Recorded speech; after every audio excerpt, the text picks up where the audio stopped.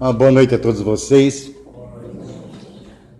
Inicialmente, queria reforçar o convite que estava passando ali em slides, da palestra que vai ter agora nessa sexta-feira próxima, da nossa confreira Maria Aparecida Matsukati, conhecedora da doutrina, oriunda de São Paulo, onde militou durante muitos anos na Federação Espírita do Estado de São Paulo, palestrante há muitos anos também, tanto em palestras aqui em Joinville, fora daqui, e uma parceira, pelo menos para mim, das coisas que eu escrevo, eventualmente, tenho bastante coisas arquivadas, que um dia, quem sabe, aconteça alguma coisa, ela faz uma espécie de revisão, lê, relê, e trocamos ideias acerca de alguns temas também. Então, começa um outro ciclo onde a ideia é fazer com que os frequentadores habituais da casa tenham acesso também a um estudo mais aprofundado, para nós não fazermos esse aprofundamento nas segundas-feiras, onde é extremamente heterogêneo o público em termos de conhecimento. Alguns estão vindo pelas primeiras vezes. E existem terminologias no Espiritismo que foram criadas em função da revelação espírita, em função dos estudos da doutrina. Então, muitas pessoas ficam, boiando às vezes, quando se deparam com algumas dessas terminologias que não sabem nem o conceito. Então, por isso, nós sempre primamos por trazermos as questões básicas, os temas atuais, repisarmos temas que fazem com que nós conheçamos os princípios básicos, mas queremos atender a todos, aqueles que já sabem disso, e criamos esse programa. Então, recapitulando, em junho, eu abri esse programa falando sobre mediunidade e mediunismo. Em julho, continuei com o tema evolução da animalidade e angelitude, para reforçar o público e corrigir algumas coisas na dinâmica do trabalho. A partir deste mês agora, começa com palestrantes de fora, alguns daqui, mas de fora do Centro Espírita nosso aqui, que atuam na região, quem sabe até em outras cidades. Vai começar a Maria Aparecida Matsukati, que vai falar sobre obsessão, agora dia 11, sexta-feira. No mês que vem, nós teremos o Dr. Rogério Dantas, que falará sobre o mecanismo da reencarnação. Em outubro, nós teremos o contrário. Nós teremos o Getro falando sobre o mecanismo da desencarnação, vida, morte. O Dr. Mauro Silveira vai falar em novembro sobre o perispírito, e em dezembro o Luiz Miller fará uma palestra sobre a visão espírita da Bíblia, para que nós possamos entender, inclusive, a natureza de Jesus, a sua missão, de onde veio, de onde se originaram os evangelhos, e a visão de alguns temas enfocados na Bíblia, que o Espiritismo se aprofunda. Então, isso exatamente para aquele espírito natalino que existe, nós deixamos esse tema para dezembro. Depois paramos em janeiro, fevereiro, e começamos em março de novo com esse programa, com outros palestrantes, com outros temas. Este é o objetivo. Bom, dito isso, eu estava há muito tempo, Gilson, me esquivando de enfocar alguns temas que poderiam gerar polêmica ou descontentamento até no próprio público. Mas tive que me aprofundar nele, porque recebi uma mensagem do WhatsApp, e eu filtro muito aquilo que repasso e aquilo que recebo também no WhatsApp, do Gilmar, cujo título era: o que acontece quando você entra num centro espírita? Repetindo a pergunta: o que acontece quando você você entra num centro espírita. E eu vou ler a mensagem toda e depois nós vamos revê-la parágrafo a parágrafo. E quero deixar bem claro que estou citando as fontes, e quem ficar descontente com o que eu estiver falando, que brigue com Kardec, que brigue com Herculano Pires, que brigue com André Luiz, e que brigue com gente reconhecida pela contribuição de manter e lutar para que o Espiritismo continue a disseminar a verdade sem distorções. Então, não é o que eu penso, é que eu estudo e concordo. Então, vamos lá. Quando você entra em um centro espírita, você não se torna médium, a não ser que você já tenha nascido com o corpo físico preparado para isso. Você não começa a ver ou a ouvir os espíritos. Quando você entra em um centro espírita, não existe nenhuma espécie de recado dos espíritos superiores direcionados exclusivamente a você.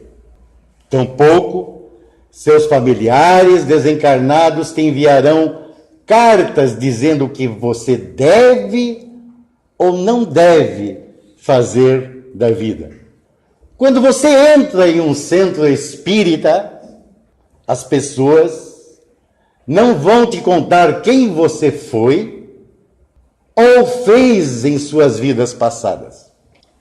Se essas informações fossem necessárias, você se lembraria por conta própria.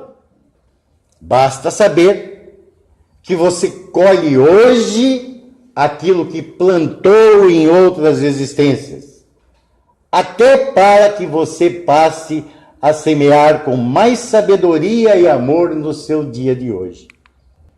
Quando você entra em um centro espírita, você não recebe a solução mágica para resolver seus problemas. Suas dores continuarão a existir. Suas perdas, suas mágoas, suas dificuldades de relacionamento, que quer que você enfrente na vida. Quando você entra em um centro espírita, você definitivamente não está salvo. Seu lugar no céu jamais poderá ser comprado, até porque a ideia de céu do Espiritismo nada tem a ver com os anjos tocando harpa nas nuvens, e sim com a consciência tranquila do dever cumprido. A verdade que poucos compreendem ou querem compreender é que quando você começa a frequentar um centro espírita, absolutamente nada muda em sua vida. Acredite, nada mesmo. A não ser que você tome a decisão de mudar, que você compreenda que precisa realizar melhorias em si mesmo, que aceite o convite da reforma íntima e moral, tudo continuará da mesma forma que já estava. E terminando, ninguém pode viver nossa vida ou dar por nós os passos que nos cabem.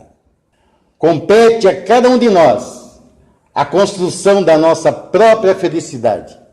Essa noção de responsabilidade individual, tão pouco considerada nos dias atuais, é com certeza uma das primeiras lições, entre tantas outras, que você aprenderá quando, de fato, entrar em um centro espírita. Esse camarada aí, um dos mais respeitáveis estudiosos do Espiritismo, nascido em Avaré, em 25 de setembro de 1914, em São Paulo, desencarnou em 9 de março de 1979. Foi, dentre tantas coisas, além de espírita, um jornalista, filósofo, educador e escritor e tradutor. Tem obras fantásticas dele. Uma delas, que eu gosto muito para consultar, é O Espírito e o Tempo. E ele escreve essa obra aí, J. Herculano Pires, falando sobre curso dinâmico de espiritismo. E faz um adendo lá embaixo, está escuro, mas está escrito lá: este grande desconhecido. Quem? O Espiritismo. E ele transcreve na obra o que os espíritos disseram a Kardec em 1867 e está transcrito na Revista Espírita. Na Revista Espírita, que era editada pela Sociedade para a Ciência de Estudos Espíritas, que foi fundada por Kardec e seus correligionários na época, e onde eram lançados muitos estudos acerca do Espiritismo. E lá os espíritos disseram a Kardec profeticamente o seguinte: todo espírita consciente de suas responsabilidades humanas e doutrinárias está no dever intransferível de lutar contra essas ondas de poluição espiritual que pesam na atmosfera terrestre.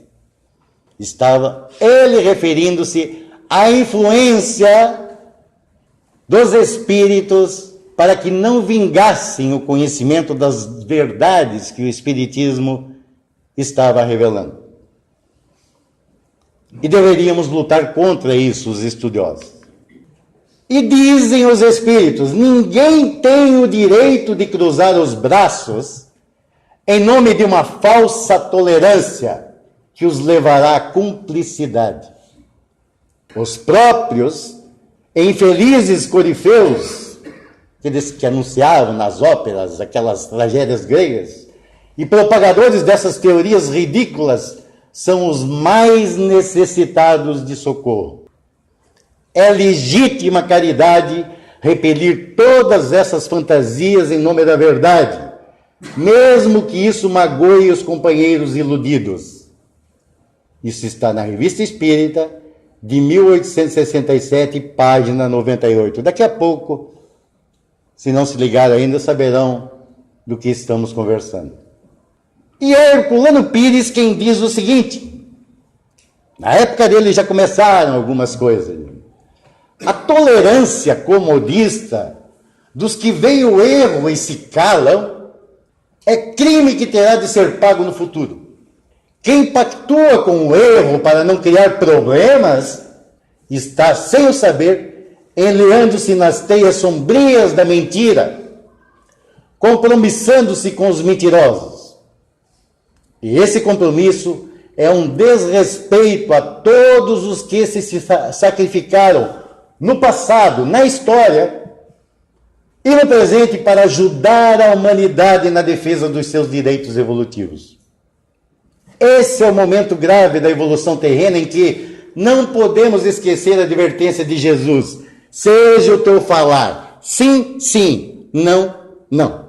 Serve, serve, tá certo, tá errado, tá errado. Não há mais lugar para comodismos, compadrismos, tolerâncias criminosas no meio espírita. Cada um será responsável pelas ervas daninhas que deixar crescer ao seu redor. É essa a maneira mais eficaz de se combater o espiritismo na atualidade. Olhem a sutileza da colocação agora.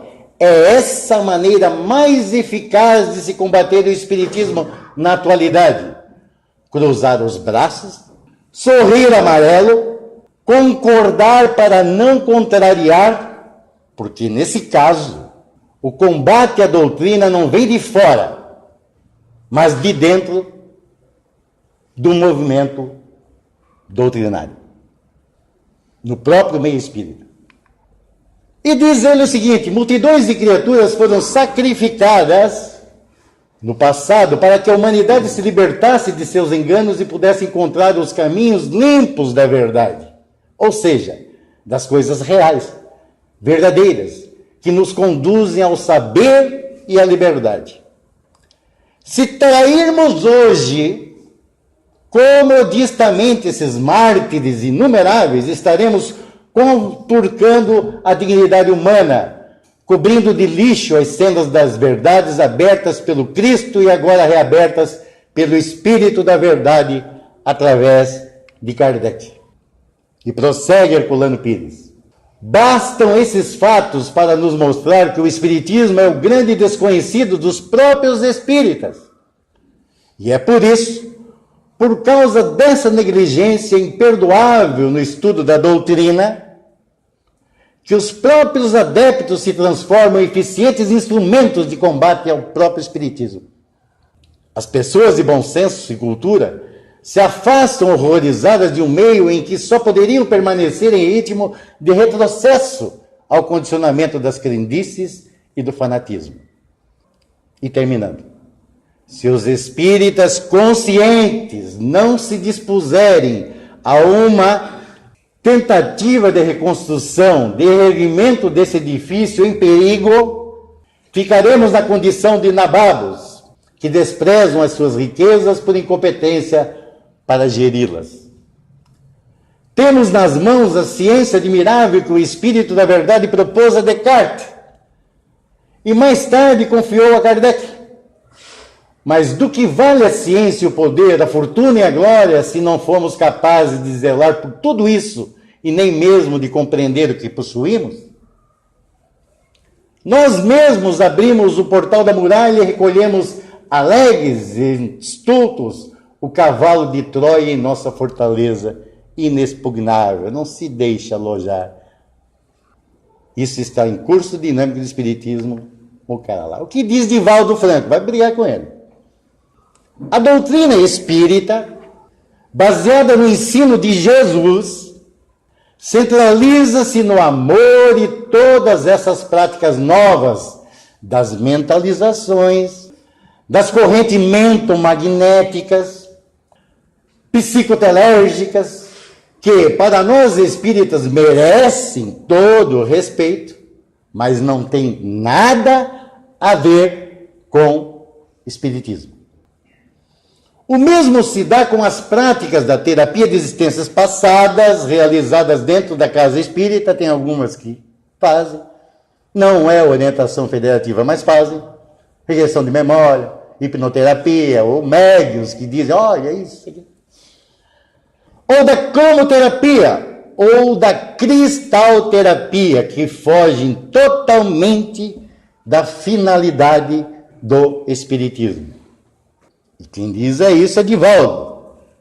A casa espírita não é uma clínica alternativa. Não é lugar onde toda experiência nova deve ser colocada em execução. E diz ele, tenho certeza de que aqueles que adotam esses métodos novos não conhecem as bases kardecianas. E ao conhecerem-nas, nunca as vivenciaram. Temos todo o material revelado pelo mundo espiritual nesses tantos anos de codificação no Brasil e no mundo, pela mediunidade incomparável de Chico Xavier, as informações que vieram pela notável Ivone do Amaral Pereira, por Zilda Gama e por tantos médiuns nobres conhecidos e desconhecidos. Então, se alguém prefere a apometria, divorcie-se do espiritismo, é um direito, mas não misture para não confundir. Transcrito do programa Presença Espírita da Rádio Boa Nova, a partir da palestra de Divaldo Pereira Franco.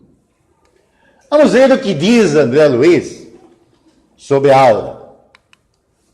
Diz ele o seguinte: aí temos nessa conjugação de forças físico-químicas e mentais, a aura humana peculiar a cada indivíduo, diferente em todos nós, interpenetrando ao mesmo tempo que parece emergir dele à maneira de campo ovoide, não obstante a feição irregular em que se configura, valendo por espelho sensível em que todos os estados da alma se estampam, com sinais característicos em que todas as ideias se evidenciam, plasmando telas vivas, quando perduram em vigor e semelhança, como no cinematógrafo comum. E continua André Luiz, fotosfera psíquica entretecida de elementos dinâmicos atende a cromática, cores variadas, segundo a onda mental que emitimos, retratando-nos todos os pensamentos em cores e imagens que nos respondem aos objetivos e escolhas enobrecedoras ou deprimentes. Passamos uma pausa. Até aqui, citamos autoridades conhecidas no movimento espírita, o próprio codificador. E queremos chegar a um ponto agora, destrinchando, onde é necessário dizer o seguinte, que o próprio Cristo colocou isso, conhecereis a verdade e a verdade vos libertará. E é notório para todos nós, o próprio Kardec coloca isso, Leon Denis magistralmente coloca, que a verdade vem sendo difundida nos mais variados rincões da Terra, desde que a humanidade adquiriu um determinado progresso intelectual. Sócrates, Platão, Aristóteles, Anaxágoras, Pitágoras e tantos outros ágoras que existiram, doutrinas as mais variadas tinham as suas verdades, adotadas inclusive pela codificação. Mas também tinha as suas picuinhas, os seus erros. E o apóstolo Paulo colocava o seguinte, estudai tudo, analisai tudo, retende o quê? O que é bom. Então nós poderíamos dizer o seguinte, que o Espiritismo trouxe a ideia da verdade, mas colocada por Kardec no seguinte sentido, que o Espiritismo é uma doutrina experimental. Colocou no caráter da revelação espírita em A Gênese o seguinte, se a ciência um dia demonstrar que nós espíritas nos encontramos errados em algum ponto, nós espíritas largaremos mão do espiritismo naquele ponto para ficar ao lado da ciência. E até agora, a ciência não comprovou nada. Pelo contrário, está cada vez concordando mais à medida que avança nas coisas antes imponderáveis. E Kardec deixou para nós o método. A filtragem que ele fez para compor o livro dos Espíritos baseou-se no ensino universal dos Espíritos. Mas Kardec já foi.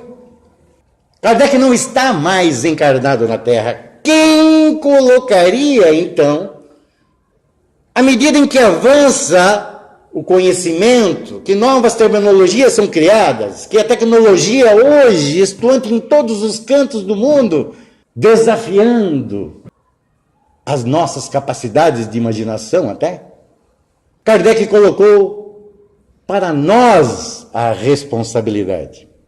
Então, notadamente aqui no Brasil, muito especificamente, embora tenha nascido em França, o Espiritismo, criou-se uma estrutura para filtrar aquilo que pode ser adequado ao movimento correto. Mas não é um tratado, não é um catecismo, tem que ser assim. Então, escritores, por aí está cheio. Gente que já estudou esoterismo, já estudou ramatiz, já estudou de tudo um pouco, mistura tudo um pouco e não filtra, também escrevem, também divulgam, também fundam centros espíritas. E daí, já que não existe uma determinação, nós não temos um patrão, mas queremos um consenso, filtrar aquilo que pode ser adequado ou não é tarefa lá para o Divaldo, para o Herculano Pires. E por que não para mim? Por que não para o Gilmar, que amamos a doutrina? Então, calar-se, como disseram os espíritos a Kardec, diante de algumas coisas, é se tornar cúmplice do erro. E dentre tantos erros que eu possa ter, esse não quero cometê-los. Continuamos. Então, vamos lá num tal de Ted Andrews, que começou a estudar a aura, começou a estudar as radiações do corpo, as cores, etc., cria as suas teorias, as suas ideias, sem base científica, fruto de imaginação, fruto de comparações. E ele escreve uma obra Como Ver e Interpretar a Aura.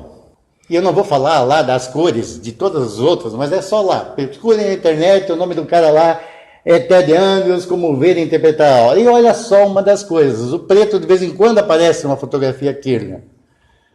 O preto é uma das cores mais controvertidas do espectro da aura.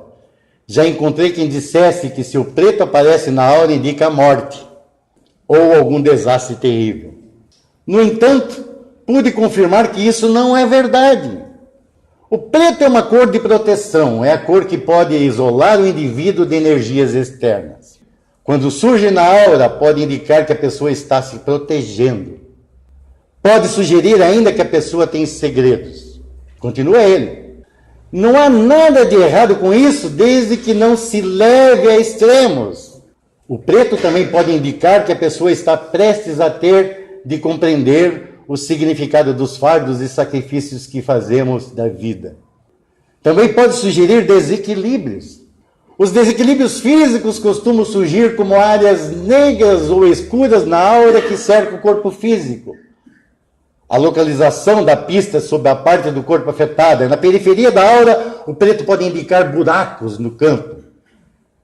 Tenho visto este fenômeno na aura de crianças que foram vítimas de abuso e de pessoas que foram ou são consumidoras vorazes de certas substâncias, álcool, drogas, fumo, etc, etc. Um comentário. Bate a fotografia da aura de todo mundo aqui. Franqueamos uma câmera aqui. Duvido ter semelhanças tão grandes entre uma e outra. Existem, sim. Mas é um aspecto tão dinâmico porque, como diz André Luiz, a aura é uma reverberação energética do corpo físico. E quem é o dono do corpo físico é o espírito. Essa reverberação energética está em todo o arcabouço celular, em todas as células do corpo físico. Então, o estado físico e mental do indivíduo repercute nas células do corpo, e essas radiações é que provocam as colorações, dado o quê? Dado a condição moral do indivíduo.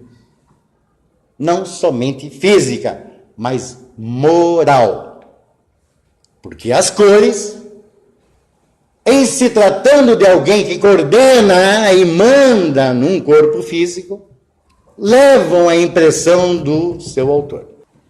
Vamos nos deter nesse último tópico aqui, onde apareceu preto, sinal de que pode estar usando álcool, droga, fumo, etc. É voraz, consumidor.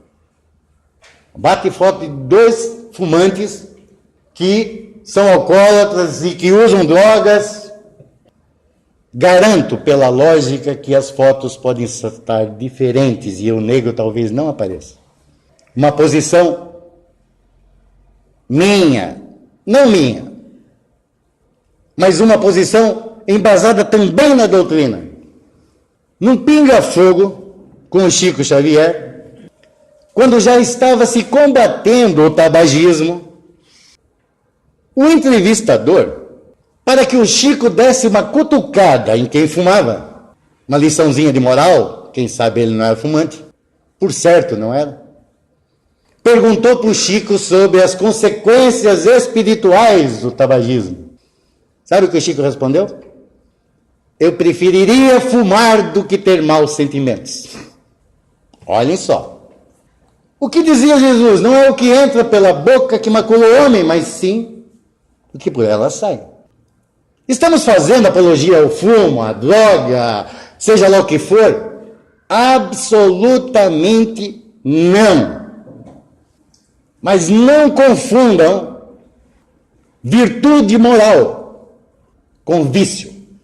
Porque eu conheço um monte de alcoólatras, quase dependentes, amicíssimos meus, e não os trocaria por muitos que nunca usaram nada pela fraternidade, pela bondade e também pela própria honestidade. Eu, entre aspas, já recebi na mesa espírita a presença de um alcoólatra desencarnado que estava sofrendo, que era bom, mas que era alcoólatra, que estava sofrendo porque ele sabia que estava desencarnando e estava devendo no boteco, e todo mês ele pagava. E eu tive que tranquilizar o cara, dizendo que eu ia dar o recado para ele. Eu nem conheço, nem sei de onde que é, não peguei nome, endereço, nada. Eu disse, não, pode deixar, nós vamos dar o recado. Ele dizia, não, eu sei, mas eu quero que ele saiba que eu não abandonei ele. Eu fui lá para outra cidade, meus filhos me levaram para lá, eu me tratei lá, e lá eu morri, eu não fugi. Eu digo, não, fica tranquilo, meu amigo. E quantos que não fazem nada disso, mas roubam merendinha, uma série de coisas. Então, um traficante que, além de usuário, além de vender, é usuário da droga, que pensa que se exploda tudo, bate a foto dele. Pode ser que o preto esteja lá, mas aquele coitadinho que não consegue, que as células já, o corpo já está mandando nele, a fraqueza é muito grande, mas que ele é bom, ele é vencido, ele é mesmo sendo um bom filho, ele não mata ninguém para estar lá, ele não engana ninguém, ele não trafica, ele não leva ninguém para o erro lá. A foto dele vai ser diferente, porque, muito embora tendo o mesmo vício, os dois, os sentimentos são diferentes. A repercussão energética é diferente. Então vamos lá. Aí esse cara e outros por aí, por esse mundo, pegam e começam a levantar as suas teorias. E botam lá o vermelho. Identifica-se lá, fotografa-se a aura. Imagina-se lá pela entrevista que se fez, tal da necessidade, tem uma tabela periódica das cores. E ele diz assim, o vermelho é a cor da força, por isso as frutas dessa cor são recomendadas contra a apatia, contra a depressão, falta de desejo sexual e cansaço. Então, Gilmar Castilho, dá uma tranquilizada lá no teu atendimento fraterno, que se alguém aparecer com problemas de depressão, apatia, alguns nem querem tocar no lado sexual lá, diga, olha, você precisa de passe, uma energização, seja lá o que for, mas também pode fazer o complemento, planta uma roça de melancia e tomate lá.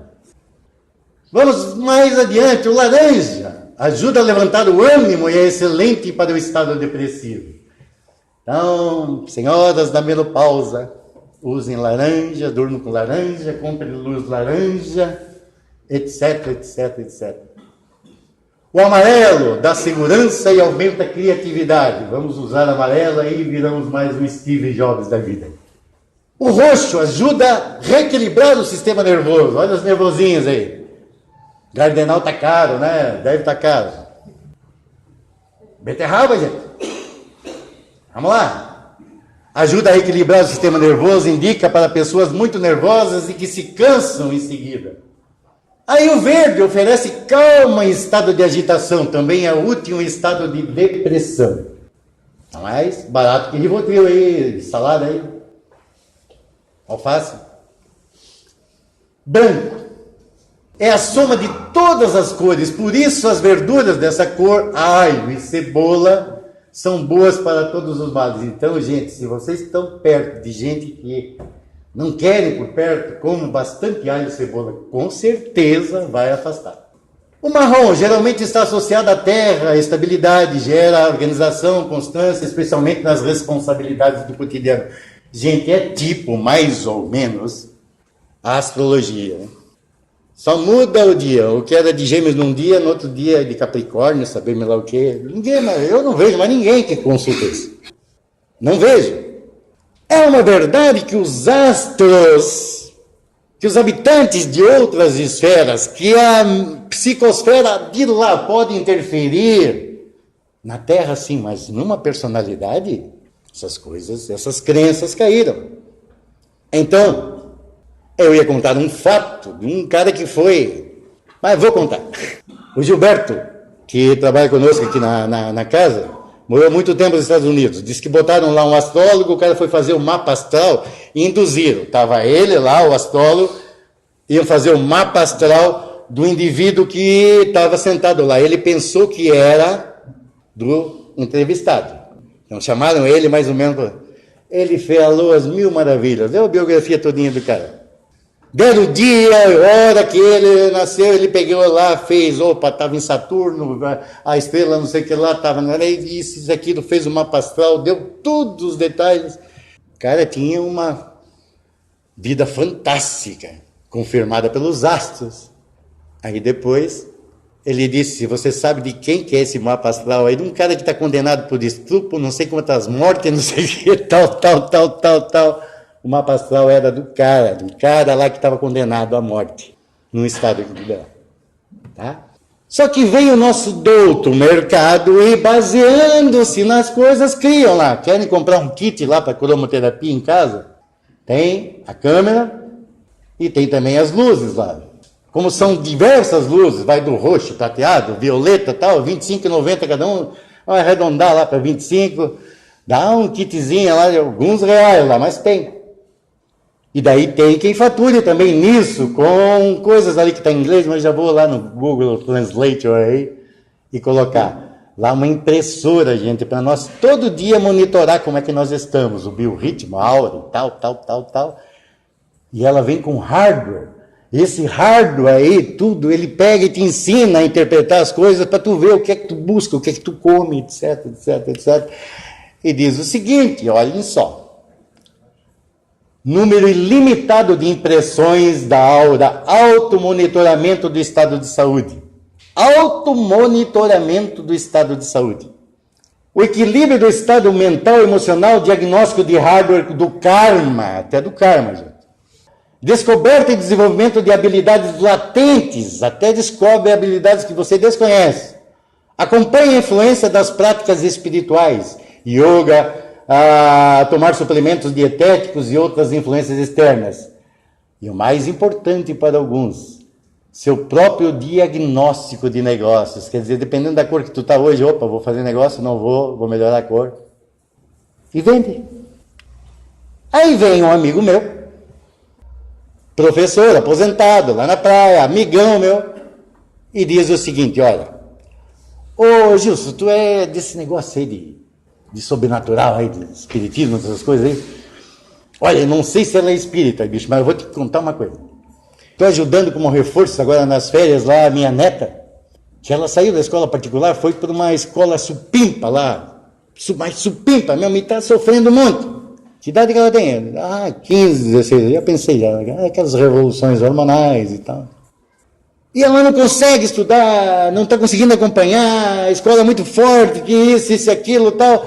Aí a minha filha, eu já estou ajudando a pagar a escola, transporte, lanche, tudo, e ela ainda arrumou lá uma mulher que veio lá em casa, lá, uma tal de terapeuta holística. O que é isso? Eu digo, olha, Holos, que olha o indivíduo como um todo, é espírito, mente, corpo, socialmente, olha o homem como um aspecto integral. E ele disse assim, mas olha, ela foi lá e fez levou um kit lá com umas luzes lá, levou umas musiquinhas lá que eu escutava, bonita, assim, relaxante, e ficou lá 1h30 com a minha neta lá e tal. Ele disse assim, quanto cobrou? Ele disse, não cobrou nada. Eu disse, que bom, fez bem para ela. A minha neta foi às nuvens, voou que só vendo, adorou ela, achou ela super legal. Eu disse, poxa vida, não cobrou nada. Ele disse, não, a primeira, né? A segunda é 150, se fechar o pacote todo é 130. Não falei nada, quieto. O mais surpreendente não é ter pessoas desinformadas que se deixam iludir por determinadas terapias inovadoras, mas ter quem pague por elas. O ser humano quer tudo pela lei do menor esforço. Então, olha, você tem que ter tolerância, você tem que perdoar, você tem que amar, você tem que ser mais mais calmo, mais tranquilo, você não pode ser tão afoito, você não pode se encher de dívida, porque daqui a pouco tu deprime, porque daqui a pouco dá errado, porque isso, aquilo, tudo isso a gente fala. O Espírito Protetor nos ajuda, a mamãe ajuda, o papai ajuda, a mulher ajuda, o amigo ajuda, quem gosta de nós nos ajuda, nos dá a coisa, nós fizemos errado, então... Depois, quando estoura, a gente quer ir do jeito mais fácil. Então, é difícil, porque eu vou ter que orar, eu vou ter que vigiar, porque eu vou ter que frequentar para tomar uns passos, para me reforçar, porque eu vou ter que tomar um remedinho certinho do psiquiatra lá, para voltar a dormir, tem que fazer as duas coisas, tudo isso demora. Agora, não, então, usa roxo, amarelo, azul, faz isso, compra uma lâmpada lá e toma um banho daquilo lá, isso é mais rápido. Opa, é mais rápido? Então é por aí que eu quero ir. E considerações sobre as curas. Não vou tocar no assunto. Não vou tocar no assunto. Mas tem gente que vem no centro buscar cura. O centro espírita não cura. Curas de fato, são raras. A qualidade dos fluidos para que os espíritos ajam em benefício de alguém fisicamente está diretamente ligada à qualidade dos fluidos do médium, do grupo, da casa. E tratamento de massa em série não é coisa séria. Já toquei nisso algumas vezes aqui. Haja fluido para tudo isso. O objetivo do Espiritismo não é concorrer com médicos, mas pode contribuir sim, mas com bom senso, com muito bom senso. Então vamos agora por tópico, bem rapidinho. Quando você entra em um centro espírita, você não se torna médium, vamos ver por parágrafo. A não ser que você já tenha nascido com o corpo físico preparado para isso. Você é ou não é um médium ostensivo? No sentido genérico, todos somos, porque somos influenciáveis pelos espíritos. No sentido ostensivo de ser médium, de fato, você tem que ter na matriz do corpo físico e perispiritual as marcas da mediunidade. Você não começa a ver ou ouvir os espíritos. Então pode estudar. Eu vou fazer um curso lá para médium. Não vai ficar médium, de jeito nenhum. Ou é ou não é. Então alguns dizem, você tem que mediunidade, tem que desenvolver, porque veio cheio de problemas, está desequilibrado, mas o desequilíbrio pode ser dele. Pode não ter influenciação nenhuma, pode nem ter mediunidade incipiente. Então quem somos nós para dizer sim ou não? Nós podemos dizer, é provável. É provável. Tente por esse caminho, mas continue no teu psicólogo, no teu psiquiatra, busque estudar. Esse é o bom senso. Agora, chegar a dizer, enquanto tu não desenvolver, não vai dar jeito na tua vida isso. Quando você entra em um centro espírita, não existe nenhuma espécie de recado dos espíritos superiores direcionado exclusivamente a você. Tampouco seus familiares encarnados te enviarão cartas dizendo o que você deve ou não fazer da vida. Então tem, às vezes, centro espírita que quer, preocupado com o número de frequentadores, diz, olha, a partir do 10ª, minha irmã ia lá no Rio de Janeiro, a partir da 10ª frequência sua, você tem direito a uma vidência. Já pensou ter direito à vidência com hora marcada, dia marcada? Você tem direito a uma vidência. Eu digo assim, mas mana, já é desencarnada, mas mana, que vidência é essa? Aí eles me dizem lá como é que vai ser, tipo tarô, assim, búzios, assim, vai ser assim, vai aparecer um cara fardado na tua vida, coisa assim. Então, existiu o Chico e existem os Chicos. Vamos deixar isso bem claro. O Chico Xavier é um ponto fora da curva. A função específica dele era trazer com fidelidade sobre os mais variados temas as 400 e poucas obras que ele trouxe. E de tratar de tantos temas, a psicografia dele era mecânica, extremamente rara. É como se o braço fosse do espírito, até a letra era igual, até a assinatura era reconhecida em cartório. Os nomes, as coisas, os fatos, a época que ele fez isso. Não existiam os Facebook da vida. Se eu quiser aí, eu faço uma inscrição com vocês, eu vou fazer qualquer hora aqui uma sessão de notícias dos parentes de vocês. É só entrar no Facebook e tudo e dizer, opa, tu veio aqui porque é teu filho, vai lá, vasculha, vai no cartório, tudo lá. Quando tu acertar que vem aqui, eu já estou com a ficha todinha tua. E tu vai chorar doidado, dizendo que o teu filho te deu uma mensagem. Então cuidem muito com isso. Cuidem muito com isso, porque existe o Chico e existe os Chicos. Não estou dizendo que ele é exclusivo. Mas por que o Divaldo não transmite as mesmas coisas que o Chico e traz mensagens lá de familiares e coisas? Porque não é função dele, cada um no seu quadrado. Certo? Então dizer, olha, vem, continue frequentando, talvez aquele filho teu que morreu, tu vai ter... isso aí ninguém pode prometer. Eu mesmo, até hoje, trabalhando aqui 30 e poucos anos, não tive nenhuma mensagem nem do meu pai, nem da minha mãe, nem da minha sogra. Nada, mas nada mesmo, zerado. Mas eu sei que eles estão. E daí? Tá? Então, isso é uma crítica à TVP, terapia de vida passada, apometria.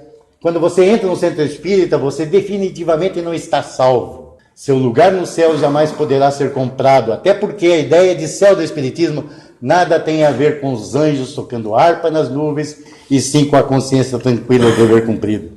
O espírita, médium ou não, é uma pessoa comum. Quando daqui partirmos, não nos perguntarão qual crença professamos, mas qual foram as nossas obras.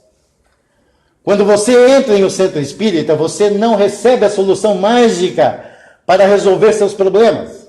Suas dores continuarão a existir, suas perdas, suas mágoas, suas dificuldades de relacionamento, o que quer que você enfrente na vida. Você pode entrar no espiritismo, mas se o espiritismo não entrar em você, nada muda. A verdade que poucos compreendem ou querem compreender é que quando você começa a frequentar um centro espírita, absolutamente nada muda em sua vida. Acredite, nada mesmo. Está aí a promessa dos falsos profetas. Frequenta a minha igreja aqui, que não sei o que, está salvo, e vai ficar à direita de Deus, se pagar o dízimo em dia, etc. E tantas outras coisas, me desculpem. Mas é a promessa da salvação. O Espiritismo não faz isso. O Espiritismo diz, a não ser que você tome a decisão de mudar, que você compreenda que precisa realizar melhorias em si mesmo, que aceite o convite da reforma íntima e moral, tudo continuará da mesma forma que já estava. E eu faço um adendo. Do ponto de vista pessoal, comecei a estudar o Espiritismo muito cedo. Comecei a pregar o Espiritismo muito cedo. Já disse aqui mais de uma vez para vocês. O Espiritismo me fez mudar? Muito não. Pouco.